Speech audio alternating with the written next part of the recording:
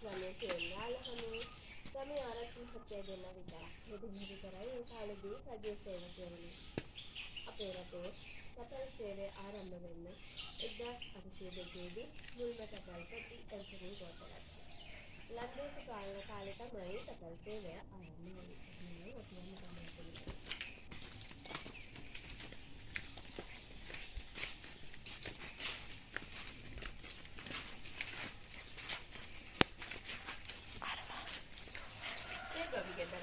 ගවගානේ කිරිදහන විදියයි ඉදිරිපත් එකතු කරන්නේ. මේ කොටසේ කුරහංගලක ධාන්‍ය වර්ග අමරගෙන පෙනරේකින් හලාගත්ත විදිය තියෙනවා. පිටි එලලා තියෙන්නේ වත් ටිකක්. ඒකට වහුම්පත කියලා කියන්නේ. කුල්ලක් වී හාල්තලා ගන්නවා.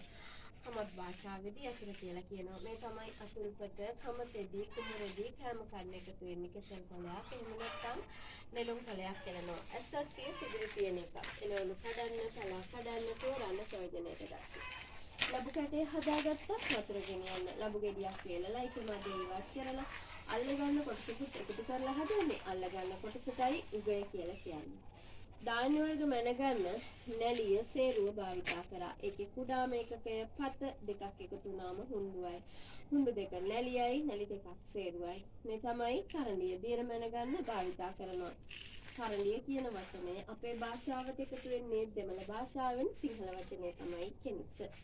මේ කුරහංගලය කළු ගලකින් සකස් වෙනවා. ධාන්‍ය වර්ග අඹර ගන්න එකතු වෙන්නේ. එහෙනම් අපි යමු ඊළඟ විදිහට.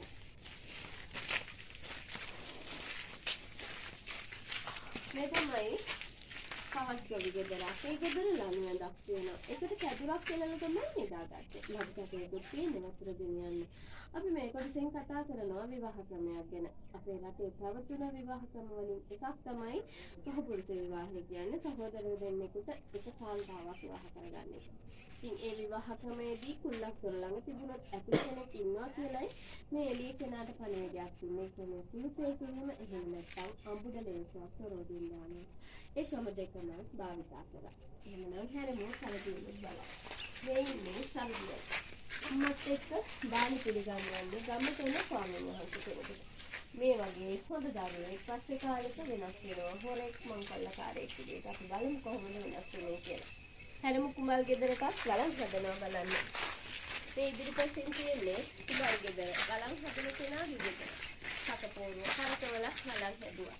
හැදුව බලම් පවනේ වේලලා පෝරණුව කහුරලා පුච්ච ගත්තා. අවසාන නිමාවයි ඉදිරිපසින් තියෙන දුඹුරු කෑව